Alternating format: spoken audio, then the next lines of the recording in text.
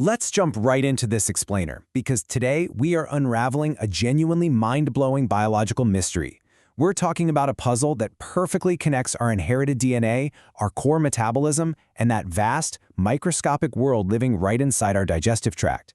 The research we're about to unpack fundamentally flips the script on how we understand human biology. Now, think about this profound knowledge gap for a second. We've basically always been told that our DNA is our ultimate destiny, right? But if that's true, how can two people with identical biological blueprints, identical twins, end up with completely different disease outcomes? Picture this. One twin develops ulcerative colitis, which is a brutally severe inflammatory bowel disease, while the exact same genetic clone remains completely healthy. If the genetic hardware is 100% identical, what on earth is driving that massive difference? A groundbreaking study by Hasler and his team actually isolated the answer. By comparing monozygotic twins, they were able to completely strip away genetics as a variable. It's a brilliant setup.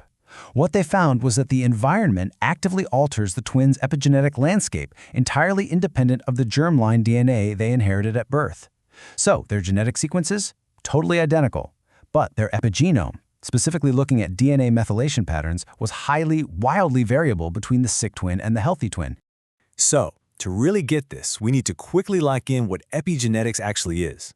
Imagine your DNA sequence as the physical hardware of a computer. It's hardwired, it's fixed.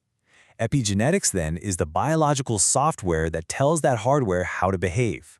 It uses mechanisms like DNA methylation to essentially grab the volume knobs of your genes and twist them up or down. So while the twins' hardware hasn't changed one bit, environmental factors have been quietly reprogramming their epigenetic software, which directly sets the stage for ulcerative colitis.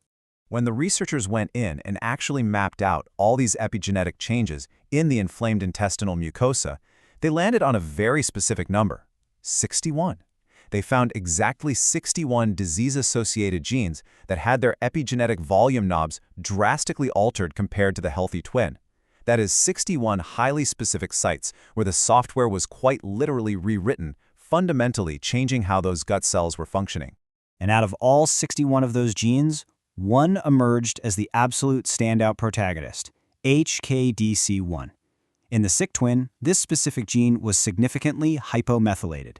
Now, in epigenetic terms, hypomethylated basically means somebody cut the brake lines. The volume was blasted all the way up. Because of this, HKDC1 was massively overexpressed in the inflamed tissue of the twin with ulcerative colitis. But that begs the question, why does this one specific gene matter so much? To understand the why, we have to look at another piece of the puzzle. What exactly is HKDC1? Research led by Ludwig characterizes it as a newly discovered fifth mammalian hexokinase. Now, hexokinase is an enzyme that serves as a core engine for glucose metabolism.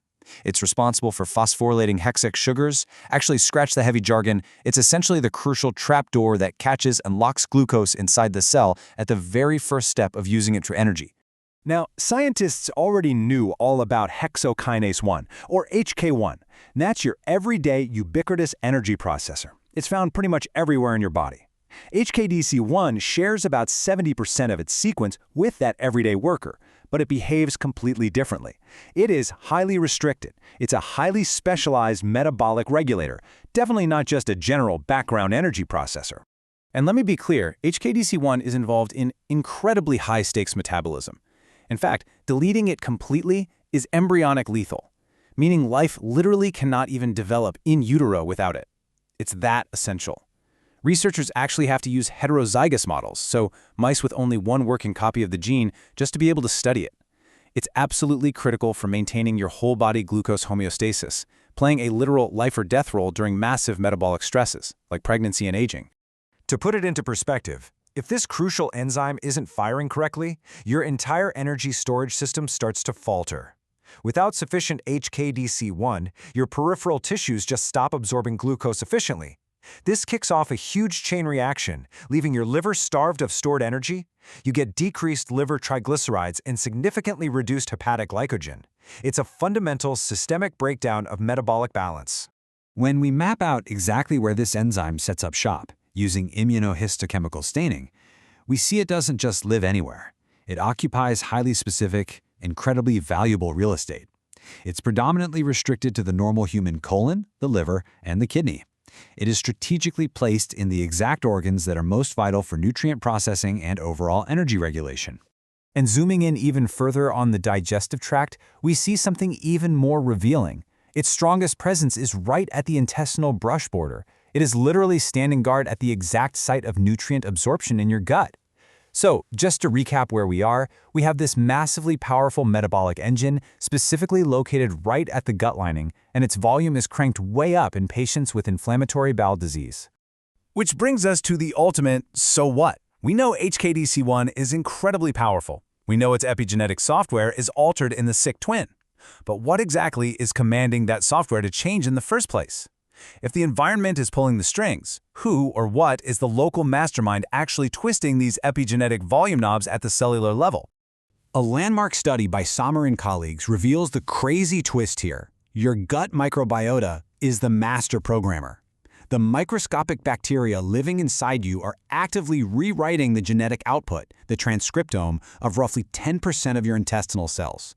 They are site-specifically programming how your gut lining functions. Think about that. This isn't just passive digestion anymore. This is active, targeted biological hacking by bacteria. Using advanced techniques like laser capture microdissection, researchers showed that these microbes are highly calculated in how they operate. They trigger completely different biological pathways depending on their exact location in the gut. For instance, the microbial response down in the deep crypts, which is where your gut stem cells are born, is totally different from the response happening at the surface villus tip where the mature cells live. And the speed of this microbial hacking? It's lightning fast. Looking at the kinetics, within just 12 hours of initial exposure, the colon mounts a massive host response. In contrast, the ileum, which is further up the digestive tract, takes about 48 hours to do the same. This proves that the relationship between your human cells and your microbes is highly dynamic, highly localized, and incredibly fast. So the absolutely crucial takeaway here is this. The bacteria in your gut aren't just taking up space. They are directly manipulating your genes to control three fundamental pillars of your biology. They control your local immune system, they dictate how your cells divide and proliferate, and, just as we've seen with HKDC1, they control your core metabolism. They are literally co-piloting your bodily functions. Let's connect all these dots into one master mechanism. Step 1, the microbiome colonizes the gut. Step 2, these specific microbes actively alter your epigenetic software through things like methylation and histone acetylation. Step 3, because that software has been hacked, the expression of critical metabolic engines, like our standout star HKDC1, shifts into absolute overdrive. And step 4, your entire gut metabolism and local immunity fundamentally transform as a result. This entire synthesis perfectly explains our original twin mystery. The environment, specifically mediated by the gut microbiome, dictated the epigenetic landscape. That newly modified software then controlled the heavy-hitting metabolic engines in the gut, which ultimately led to the manifestation of ulcerative colitis in just one twin, completely independent of the identical DNA they were born with. As we wrap up this explainer, I want to leave you with one final, kind of wild thought. We've seen how a newly discovered metabolic enzyme acts as this crucial bridge between our environment and our health. And we've seen how our microbiome actively writes the epigenetic code that controls it. So, if millions of microscopic bacteria are secretly holding the epigenetic keys to your metabolism and your immune system, whose body is it anyway? Thanks for exploring this complex puzzle with me today. Keep questioning what you think you know, and I'll catch you next time.